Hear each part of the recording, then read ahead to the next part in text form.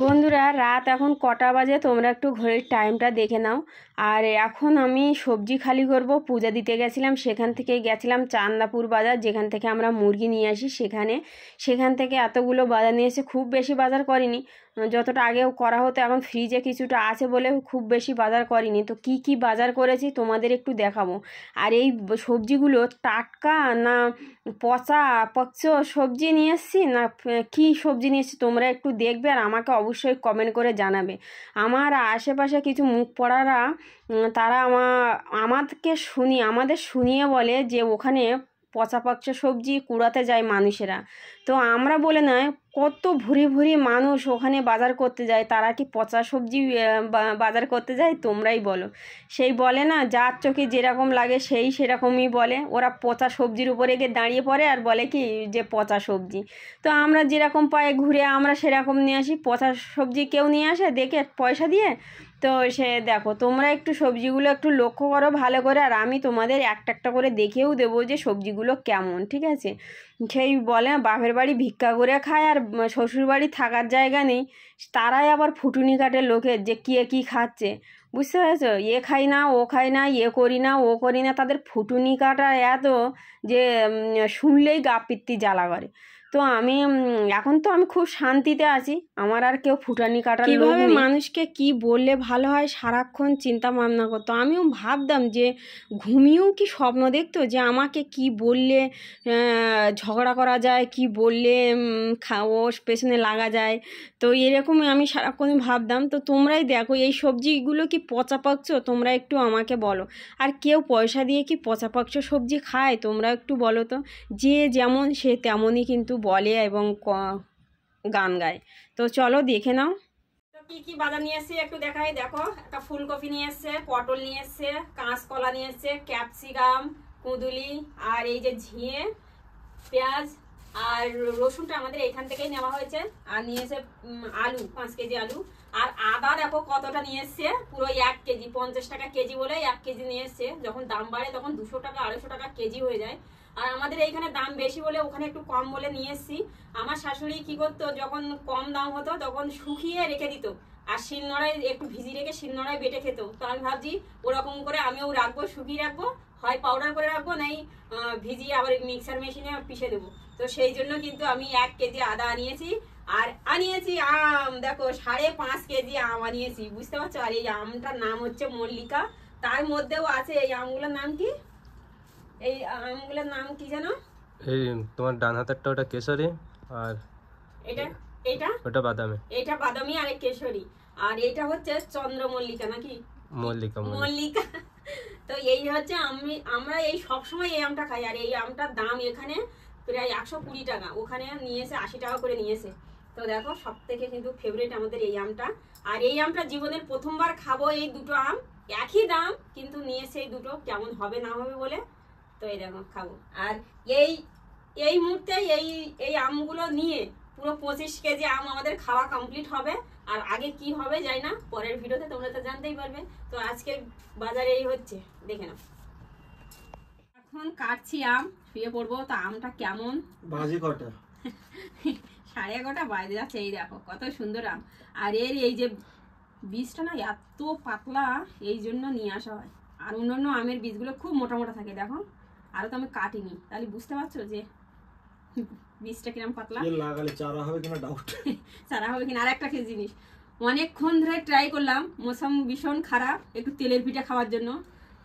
তো তেলের পিঠাগুলো বানিয়েছি, দেখো দেরি হয়ে যাচ্ছে বলে ফ্রিজে রেখে দিয়েছি। ভালো যদি হতো তাহলে বানাতাম কষ্ট করে।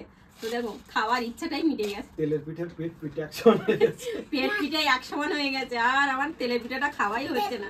তেলের পিঠা না পেটে নষ্ট হয়ে গেছে, পেটে নষ্ট হয়ে গেছে। তাই না? এখন খাওয়া হবে আম। তেলের পিঠা দেখে তো ইচ্ছা হচ্ছে না, তা আমটা খেয়ে মন ভরে যাবে। গুড মর্নিং বন্ধুরা, কেমন আছে সবাই? আশা করি ভালো আছে, সুস্থ আছে। যে যেখান থেকে ব্লগটা দেখছে অসংখ্য ধন্যবাদ। মিস মানু ব্লগে আর একবার ওয়েলকাম, গুড মর্নিং জানিয়ে ব্লগটা শুরু করে দিলাম। ওটা হচ্ছে কালকের সন্ধ্যাবেলার ব্লগ দিলাম একটুখানি। আর এখন সকাল থেকে কি করব না করব পুরো ভিডিওটা দেখতে থাকো, আশা করি একটু হলেও অনেকটা ভালো লাগবে। এখন বরমশাইকে পাস্তা বানিয়ে দিয়েছি, আর সকালের টিফিন পাস্তা, আমরাও পরে খাবো, কিন্তু ওনার কাজে চলে যাবে সেই জন্য ওনাকে দিয়ে দিলাম চার সাথে। আর আমি এখন একটু চা খাচ্ছি, তারপরে পরে খাবো। তো আর ওনাকে একটু পোলাও ভাত বানিয়ে দিয়েছি, সব রকম সবজি দিয়ে পোলাও ভাত বানিয়ে দিয়েছি, যেহেতু দুপুরে আসবে না। ছুটির দিন কি হয় বলো তো, একটু দেরিতে উঠে রান্নাবান্নাগুলো করি, কিন্তু টিফিনটা আগে করে ওনাকে যা যা লাগে রেডি করে দিয়ে দিয়েছি। তো ওনার কাজে যাবে সেই জন্য ওনার রেডি হচ্ছে, তার আগে আমি ঘরের সামনেটা একটু ধুয়ে নিচ্ছি। ফার্স্ট সকালে উঠে আর আমি ধুই না, কারণ প্রচণ্ড ঠান্ডা, সেই জন্য ঘরের মধ্যে যে কাজগুলো আগে আমি সেরে নিই, তারপরে বাইরে। তো ওনার চলে যাবে বলে তাড়াতাড়ি করে আমি বাইরেটা ধুয়ে নিচ্ছি। আর এখানে কি বলো তো, কোনো লেডিস থাকে না, সেই জন্য আমার মাথা ধুতে হয়।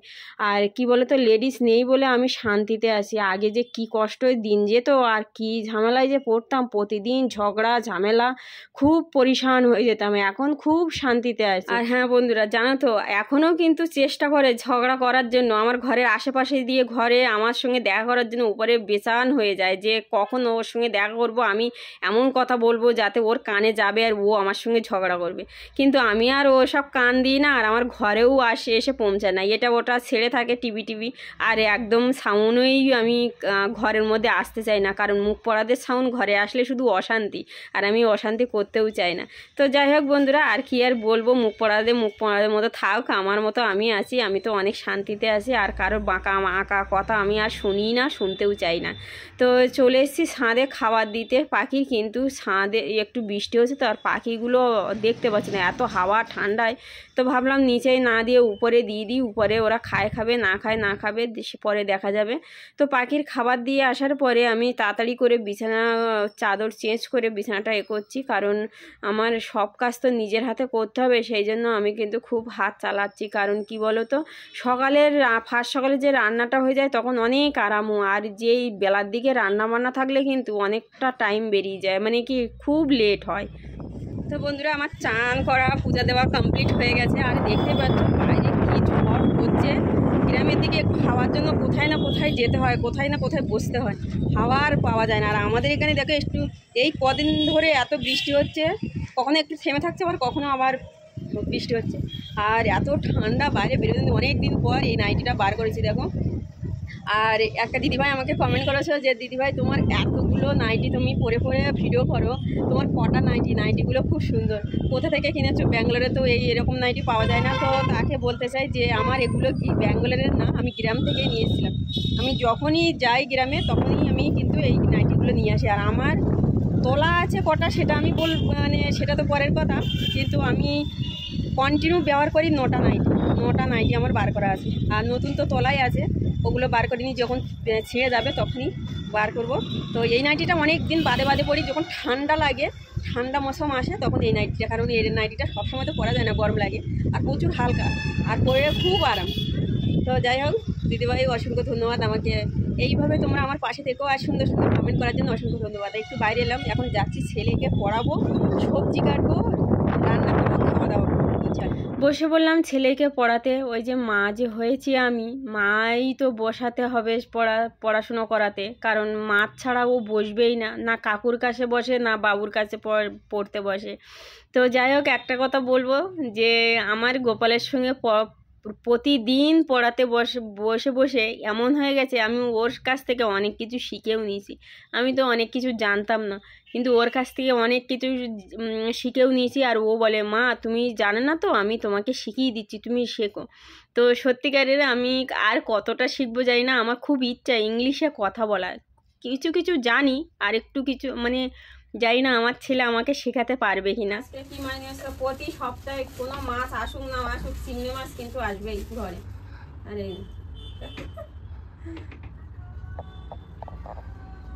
আরে ভালো মাছ, নদীর মাছ খাবার ইচ্ছা হচ্ছিল, কিন্তু নদীর মাছ ভালো পাইনি। আর বেশিরভাগ আমাদের ঘরে পোনা মাছটাই আসে, আর পোনা মাছটাই ভালো পাওয়া যায় বলে, আর সব মাছ অতটা ভালো আসে না।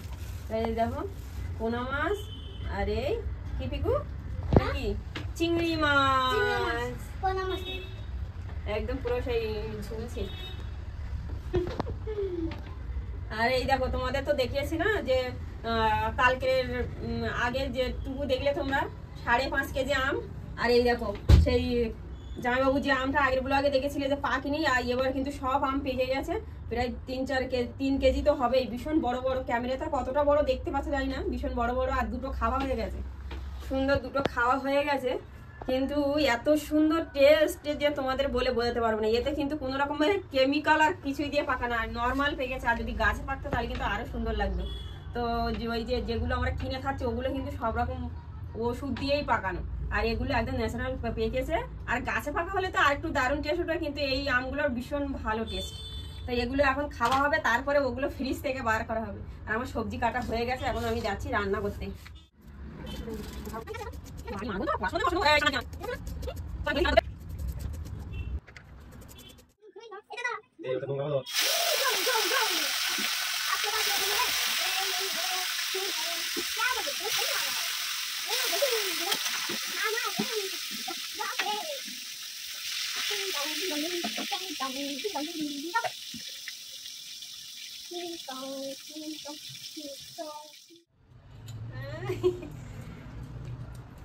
উচ্ছে ভাজা খাবে?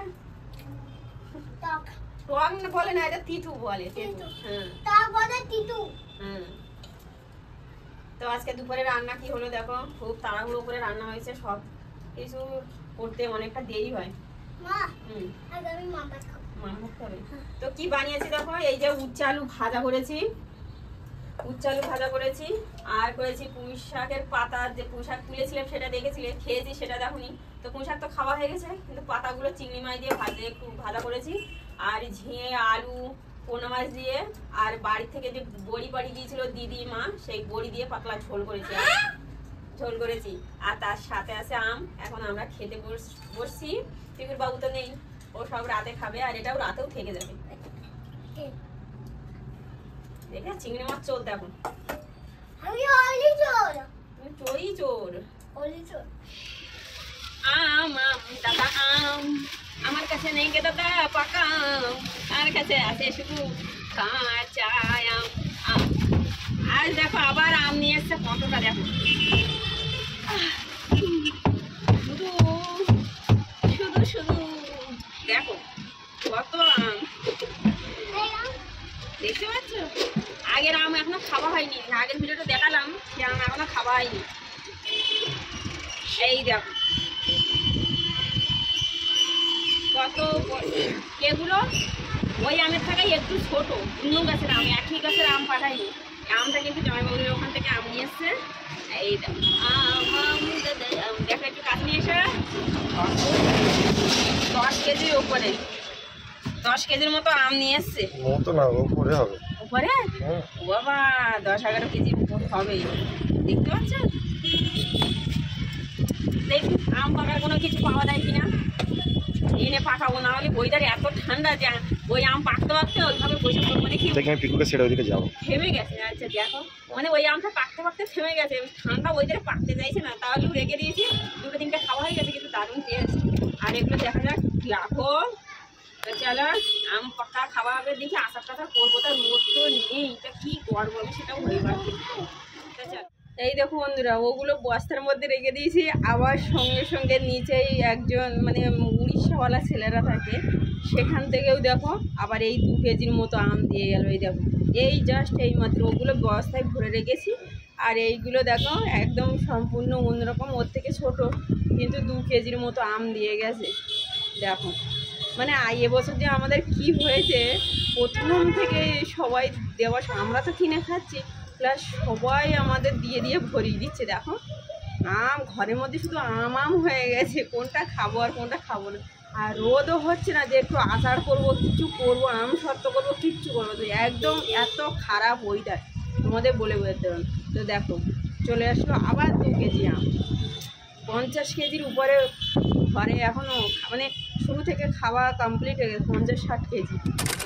বন্ধুরা ভিডিওটা কেমন হলো জানিও, চ্যানেলটা সাবস্ক্রাইব করে পাশে থেকো। তোমরা তো দেখলে আমার রান্নাবান্না কমপ্লিট হয়ে গেছে, তাহলেও আমি পোলট্রিটা কেন নিয়ে যাচ্ছি কেন বলো তো, আমি কিন্তু পরের ভিডিওটা দিয়ে দেবো। আর এই মুরগিটা কিন্তু আমি কালকেরে মারার জন্য নিয়ে যাচ্ছি।